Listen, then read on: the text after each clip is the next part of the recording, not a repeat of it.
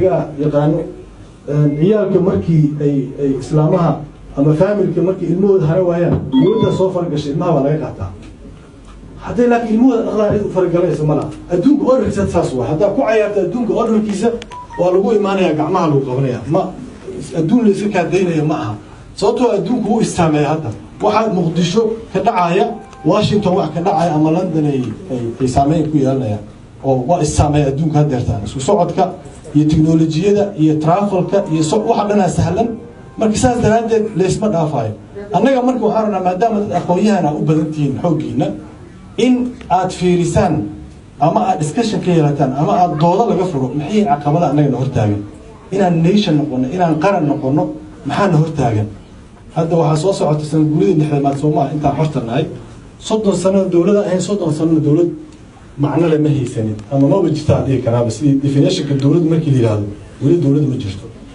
30 marka umrigeena siyaasadeed ee dawladnimo waa kala baran yahay waa 30 maxaa marka annaga 30 kaas sano on maxaa caqabadaha hortaagan maxay yihiin waxaan rabaa saddex caqabadood inaad discussionkiina ama doodihiina inaad ku darsataan oo aad focus ka saartaan aan rabaa caqabada koowaad waxa waaye waana saddex annaga aasaas dhaqankeenu ah waa qabiilka iyo diinta iyo wadanka saddexdaas waaye saddexdaba si qalada iyo noo galeen maadaama saddexdu si qalada noo galeen waxa aan ka kici la'nahay waa saddexdaas markay qalad noo galeen oo si qalad aan u fahnay waxaa naga soo baxay dad nooc kaleeta inaan noqono annaga dhan adduunkana halis ku ah gobolka ay degan yihiin halis ku ah haddii aan fiirino hadda fahamka qaldan ee diinta markii la fiiriyo haddeertaa dhibaatada naga haysataa oo ah waxa ugu badan oo hadda ninka ku dilaya oo ku dhahaya haddana waxaan ku dilaya ilaahay dartiis haddaa dhimatana waxaa tahay shahiido jannadaa gelaysaa aniga adiga haddaa isdilnana waa isla wada shahiidaynaa xadiiskana wuxuu ahay haddii muslim dilo macnihii ama muslimka dhiiggiisa waa ka xaaraan naftiisa waa ka xaaraan hantidiisana waa ka xaaraan diin waxaa fahamkeeda la keenay laleeyahay haddaan ku dilo anigana jannaan gela adiga dhintana jannaa gele marka waa faham qaldan oo diinadu xagguu ka yimid marka meeshuu ka yimid inaan inii sheegaan rabaa wuxuu ka yimid laba arrin oo ka yimid midna si siyaasadaysan u yimid midna si daacad ah oo faham qaldan oo ku yimid fahamkii qaldan oo ku yimid maxaa waaye diinteenna waxay leedahay waxaan isbedelin oo culimmadu waxay dhahaan asal iyo wax isbedelo oo mutaqayira oo wuxuu isla bedelaa duruufaha waqtiga taariikhda nolosha dadka bay-adu isla bedelaa marka labadaas inay kala saaran yihiin waa fundamental si kale haddoo loo dhigo waxna waa waxyigii ilaahay nagu soo dejiyey oo nabigeena ku soo dejiyey oo risaalada uuna soo gaarsiiyey calayhi salaatu wasalaam marka islaamka marka sidiisaba markuu siyaasadii xog ka hadlaya wuxuu ka hadlaa mabaadi iyo qiyam uu ka hadlaa مثلا wuxuu ka hadlaa xorriyadda cadaaladda sinaanta dadka inay sinan yihiin wuxuu ka hadlaa in maalka uu yahay hanti dadweyne ay tahay hantida aan la qaadan karin in qofka xilka loo dhiibo quwo iyo ammaano loogu dhiibo oo la fiiriyo kartidiisa iyo ammaanadiisa la fiiriyo in maaragtay dadka aanan la dulminin oo dulamka uu xaaraan yahay mabaadi'u leeyahay islaamka dadka muslimiinta marka waxaa loo dhaafaa modelka ay mabaadidaas ku fulinayaan ijtihaadkooda nololeeda loo daayaa taasoo nabiga xataa markuu dhimanay calayhi salaatu wasalaam saxaabada saas madax hebel ha idiin noqdo ma dhihin oo isagoo meydkiisa yaalay 3 maalin is haysteen yaa madax noqonay oo la isku haystay oo muhaajiriin ansaar la isku haystay ayaga dhexdooda iska xaliyay madaxtinimadooda ku keen awoodkan ayaga doortay ayaga is xaliyay marka hadduu ku dhaw marka dad waxay marka dhahaya xalkiiba annaga ahayn adiga xalka ma haysid xalka wuxuu u baahan yahay in laga wada doodo oo doodna dhex marto oo aragtidaada aad keento waa qaabka loo fulinayo mabaadida islaamka sida loo fulinayo waa arrin farsamo waa arrin process ah ama ijraa'ad ah waa arrin adduunyo waa arrin u baahan in maaragtay laga wada hadlo oo fulinteeda wax la isaga ogaaday u baahan tahay meeshaas marka qalad ka yimid qaladkaasna wuxuu yahay in dad ayaga nooca ay rabaan oo shareecada waliba ayaga ku qaldayo historical context waxa la yiraahdo dhacdooyinkii taariikhi islaamka soo maray yay waxay ku leeyihiin dhacdooyinkaana diintii ah mana aha dhacdooyin kaana ma aha marka diintii ma aha diinta waa mabaadida iyo qiyamka marka fahamkaas qaldan wuxuu keenay inaad dhibaato laga qabsato arintii ayada ahayd midda labaad waxa waaye oo dhibaatada lagu haysta waa oo xagga diintana ka timid loolan siyaasadeed oo geopolitics oo adduunka la haysta dad inta la dhexgeliyo muslimiin ah yaa si qalad loo isticmaalay tusaale maxaa ah waa dagaalkii u dhaxeeyay qaboobaa ee Sofiyeedka u dhaxeeyay Mareykanka saa ogtiin dagaalka Afghanistan oo jihaadka Afghanistan la dhigi jiray 12 sano 20 sano ku dhawaad socday dad badan oo muslimiin ah ka qayb galay dawladaha iska kaashaday midna ay bixiso tababarka dhulkeeda lagu tababarto Pakistan ay ahayd midna dhaqaalaha ay bixiso fundingka midna hubka ay keento Mareykanka hubka uu keenay Sacuudiga wuxuu bixinayay fundingka saddexdaas waxay ku heshiiyeen marka in Sofiyeedka nidaamkii shuuciga ahay loo siibo jiridada loo bixiyo dhalinyarada marka waa la isticmaalay dagaalkii la geliyay maadaama ay niyad fiican ay lahaayeen oo dad jihaad u socday ahaayeen waa lagu guray meesha facilitation waa loo sameeyay wax yaalo waayo waa akhri kartaan dad mutacallimiin ah taa baaritaan sameeysan min wasiirka defensiga ahaan jiray Mareykanka Robert Gates la yiraahdo yaa mas'uul ka ahay malafka America dadka xigmatiyaan iyo dadka madaxda u ahaa markaas Burhanuddin Rabbani iyo Ahmed Shah Mas'uudi wixii mujaahidiinta hogaamin jiray Afghanistan White House-ka Reagan ku qaabili jiray dad la qaabilo oo la og yahay oo jihaadkooda laga warqabo aha oo hubkana la siiyo si Sofiyeedka loogu dumiyo dhalinyaradaas marka meel kasta ka tageen annaga ninka shabaabka asaasay Ibrahim Haji Aadan Afghan Mareykanku ka tagay Afghanistan ku jihaada dagaal ugu jiray markaasaa ka bacdi Soomaaliya imaan doona waa taariikh ina ogaano loo baahan yahay marka maxaa dhacay mashruucii markuu fashilmay mashruucii markuu dhamaadaan rabaa oo Sofiyeedkii meeshii laga saaray Mareykankii iyo Pakistan wada fadhiisay dawladii waxa la yiri dadkan sayela kumanaan kun dhalinyaro ah tababaran mujaahidiin ah farta ka xiran wada dagaalka yaqaan haddii dawladoodii ku noqdaan dawladoodii afgambinayaan meesha dhibaato ka imaanaysa sayelina waxa la yiraahdaa karantiyo nin walba wadankiisa loo diido sharciyada iyo jinsiyadaha laga wada qaato adigana maxay sameeyeen waxay dhaasayaan noo galay America Soomaa dawladihiisa noo galay America away marka America waa ina anaga bariga dhexe iyo dunida islaamka aan ka bixinaa oo dagaal aan ku qaadnaa dagaalka marka ugu dhaxeeyo nimanka al-Qaacida liiran American halkaas oo asaaskiisii ka yimid Ibrahim marka la soo diraayo inuu harakadan iyo jihaadka Soomaaliya ka sameeyaan loo soo diray waxaan gudanay arkaysaan iyo dhalinyaradan kale dhanbodan aadan ayro ku waxaasna asaab talaal Ibrahim talaal marka waa dagaal dad victim u ah geopolitics adduunka la isku haysto waaye waa sida hadda Iran iyo Shiicada iyo Sunnada iyo Mareykanka la isku haysto waa hadeertan u jeediyay koonol sida hadda ugu jeediyay waaye oo ninka hadda maadhow la dilaayay wuxuu ahaa ninka Iran uga mas'uula inuu Shiicada ku talaalo deegaanada ay dadka Sunnada degan yihiin si awoodda Shiicada ama Iran loo xoojiyo waa ogtiinoo Lebanon Syria Iraq Yemen afar dawladood iyo waxay kulaalayaan wadanka la yiraahdo Oman inta marka dhalinyaradan waxaan rabaa Bahrain la yiraahdo dhalinyaradan marka arkaysid waa dhalinyaro victim u ah ama dhibanayaal u ah dagaal geopolitics ah oo adduunka u dhaxeeya hal mar aan ku soo yaaciyay ayagana waxay dhahaan waxaan aragnaa waa maadaama reerooda loo diiday inay deegaanadooda ku noqdaan dalalkoodii loo diiday inay faamiladoodii ku noqdaan ayagana waxay go'aan ku gaareen waxay arkaan inay qarxiyaan ayagana hore u dhintaan maadaama nolol ee adduunka aysan ka haysanin marka waa dad saas waay dadka annaga haddana dhex degan oo arkaysaan oo caqabada nagu ah midda labaad ee caqabada taas waa tii dhinaca fahamka oo diinta xaggeeda naga haysto waaye wayna nala socon doontaa haddaanan daawo loo helin oo si dhaba looga wada hadal oo dadku aysan ka wada doodin caqabadahan haysta saasay u oolayaan wiilka dhahaaya haddaa dhimatane jannaa galaysa anna waa kugu shahiidaa jannaan kula gelaya waa noo joogayaan haddaanan xal loo helin oo xal loo helin qaybta labaad waxaa waaye waa qabyaaladda annaga hadda waxaan rabnaa inaan qabaa'il ahaan adduunkana ma ogolo qabiilka oo qabiil lama ahaa karo sababto qabiil nation state ma noqon karo qabiil qaran ma noqon karo marka marka aan rabnaa inaan u noqono qaran caqabadana hortaaga marka maxaa waaye qabiilo diraan nahay dawladoodii dumiyey inay dib u dhistaan rabaa marka halka wuxuu meeshaasna laga raba waxaa waaye in aanan noqonin dad caqabad ku ah dhismaha dawladnimadooda say u noqonaynin waxa markii hore dawladdii ay isaga duminaa meesha ka saaraynaa oo ah inuu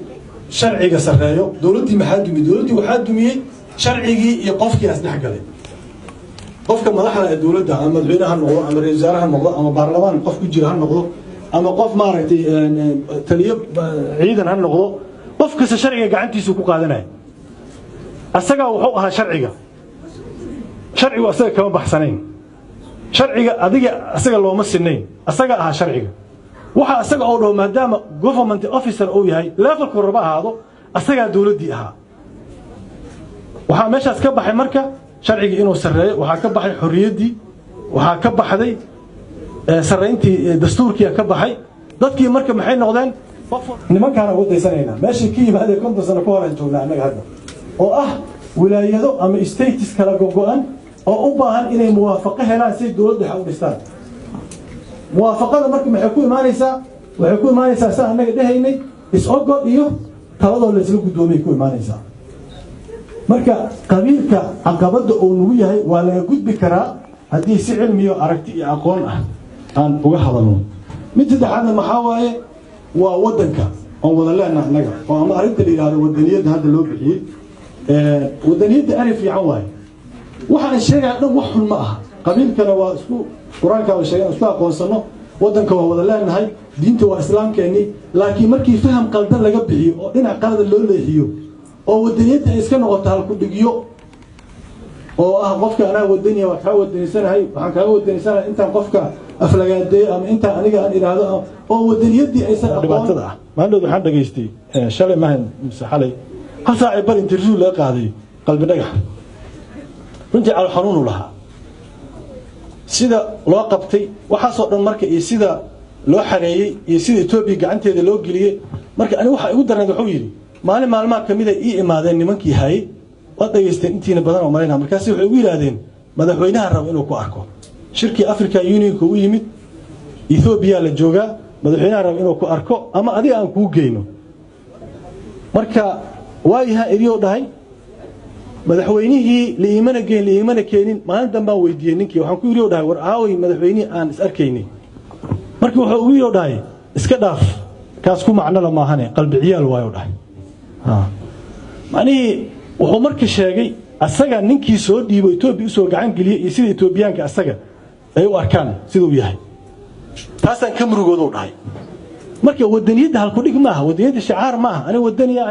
ma aha arintu. wadanigu waa ficil, wadanigu waa principle, waa mabaadi, wadanigu waa qadiyad, waa wadanigu waa dala u taagan tahay. maaha wadaniyadda hal ku dhig kaliya ma noqon karto. marka aniga waxaan isleeyahay haddii marka kaasna aan saxno oo arrinka wadaniyadda ah oo sida qaladka aan u fasirayno, waxaan u baahannahay ayadana waxaan ka imaan doonaa in aan fahamkaas qaldan meesha ka saarno. haddaan marka qabiilka sida xun aan ugu dhaqmayno ama sida xun loo fahamsan yahay, wadaniyadda sida qaladka loo fahamsan yahay iyo diinta sida qaladka looga turjumayo,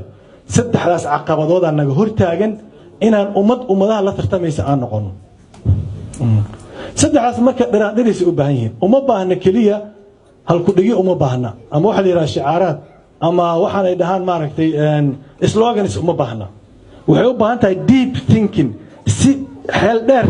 in looga fikiro, si xeel dheer in loo dhiraandhiriyo ummadaha ka soo baxsaday dhibaatooyinka noocaana.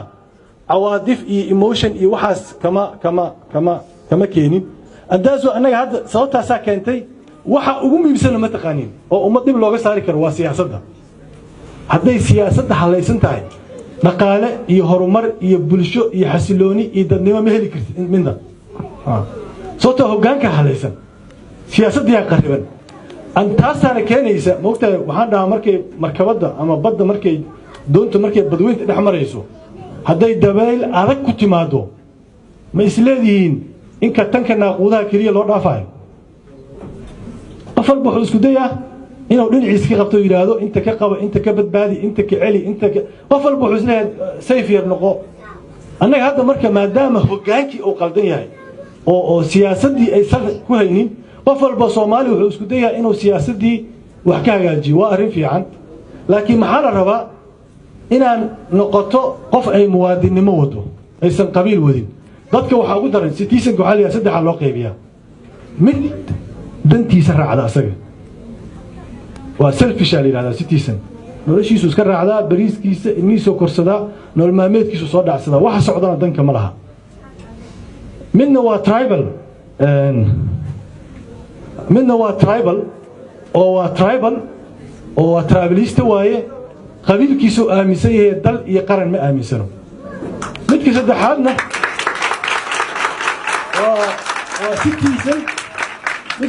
waa citizen waa muwaadin aaminsan waajibaad iyo xuquuq iyo mas'uuliyad saaran dalka inay jirto aaminsan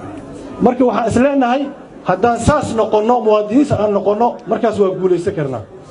marka waa mahadsantihiin hadalkii halkaasaan ku soo gaabinayaa السلام عليكم ورحمة الله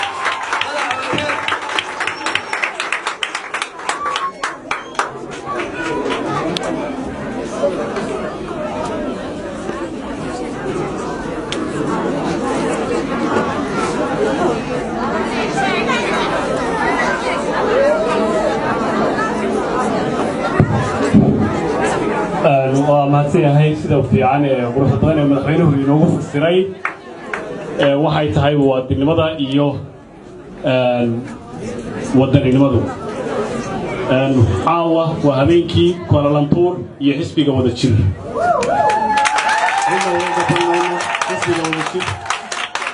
meel looga fadhiisan maayo meel walba waa wakacayaa shacabku iyaga hadlaya madaxweynuhu waa ku mahadsan yahay sida quruxda badan oo shacabkiisa reer Malaysia uu qanciyay ugu horay waqtigiisa noogu soo horay saacado fara badan nala soo kulmo ardayda iyo taaliyada Soomaaliya wadankan aad loogu soo dhaweynaya madaxweyne soo dhaw baan ku leenahay mar walba dalkiina waa fadhiisana waxaan ku soo dhaweynayaa Dr. Maxamed Siyaasi oo ah isku soo dibaridaha barnaamijkan quruxda badan ahna gudoomiyaha ardayda Soomaaliyeed ee wadanka Malaysia ku soo dhaw maxay بسم الله الرحمن الرحيم دمان ومهزنتين دمانتين مقام والبات كفردسان وحان لجنا ولا جر بي لبقع موت وحقوقا بانكراني أن اسمه شانو ولا ليال ولا جرنو ولا ليال السلام عليكم ورحمة الله وناقي هرو مرحبا وناقي هرو مرحبا وناقي هرو مرحبا وناقي هرو مرحبا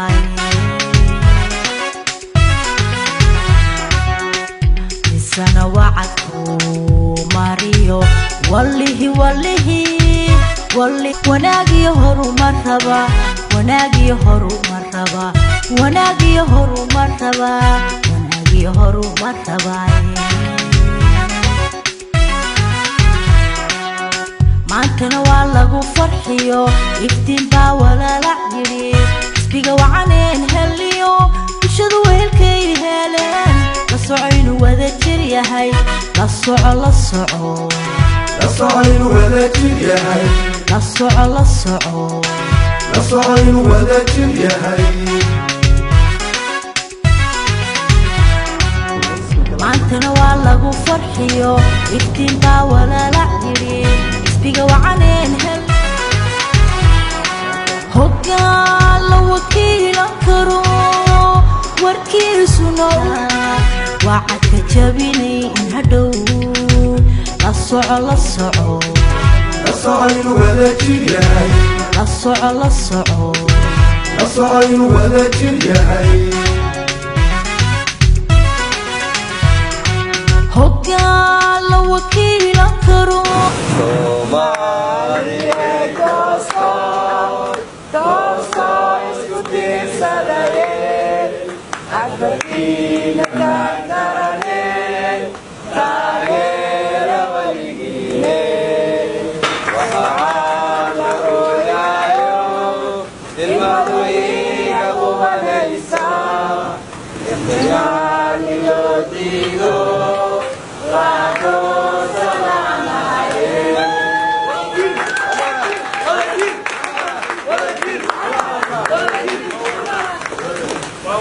هذا هو